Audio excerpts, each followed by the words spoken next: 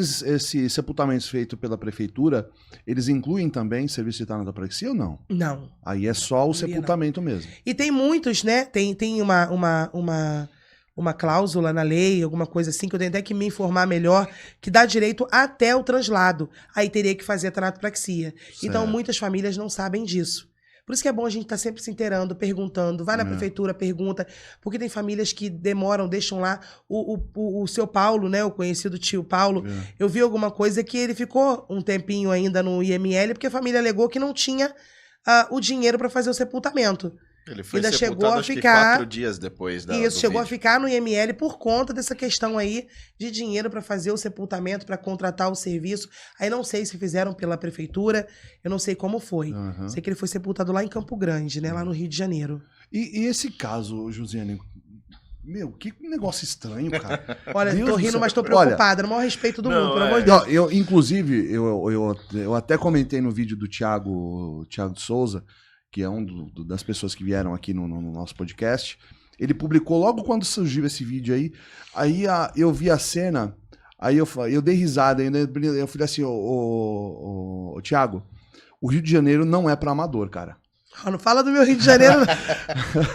Porque eu falei, cara... Vai arrumar confusão aí, não, mas aí depois você vendo o contexto todo, você fala, não, cara, a mulher, ela... Realmente, ela não... Não, porque assim, pra quem não tá acostumado, aquilo foi surreal. Não, eu também não tô acostumada com isso, né? Mas aquilo foi surreal.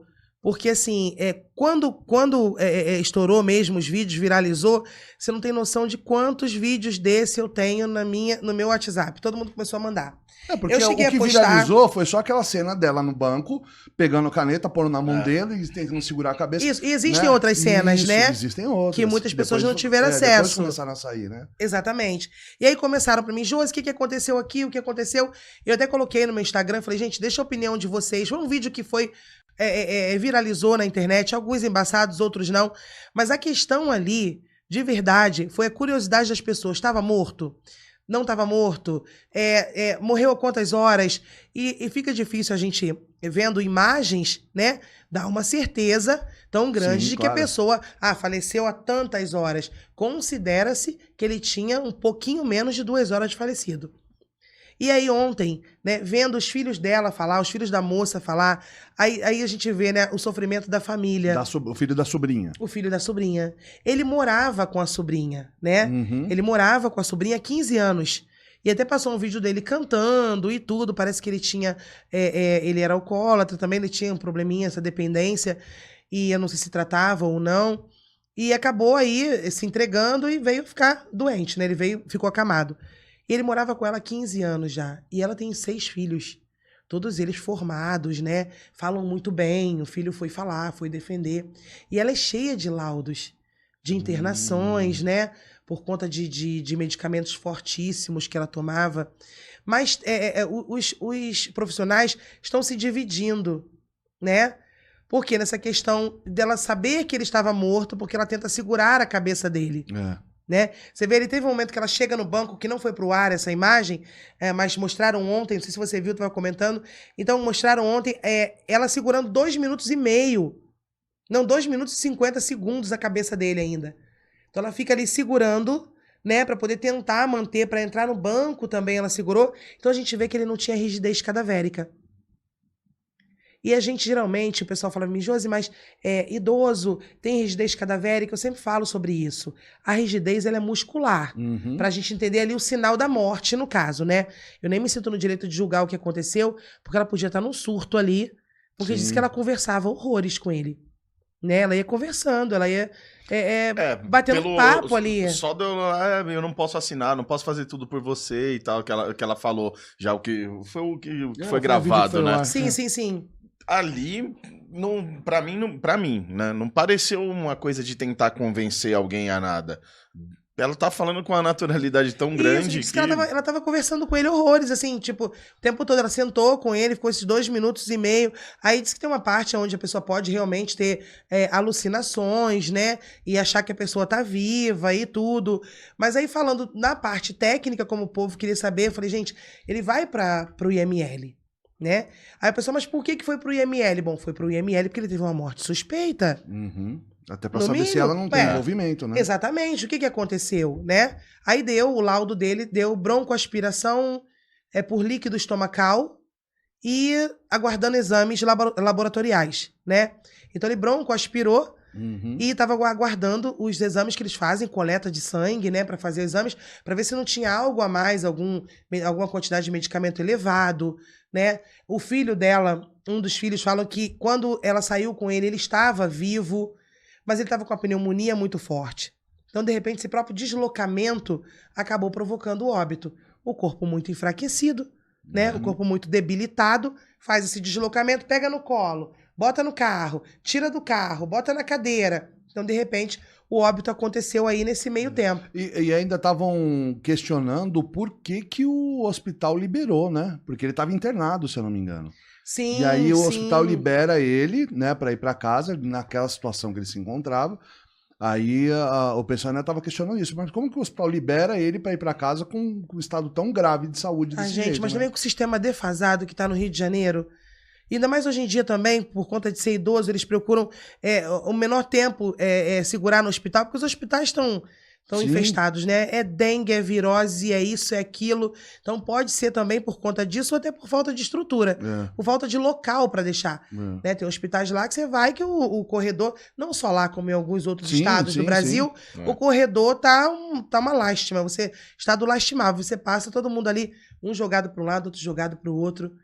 E aí o pessoal, mas o pescoço estava mole, então tinha acabado de morrer essa questão da rigidez cadavérica.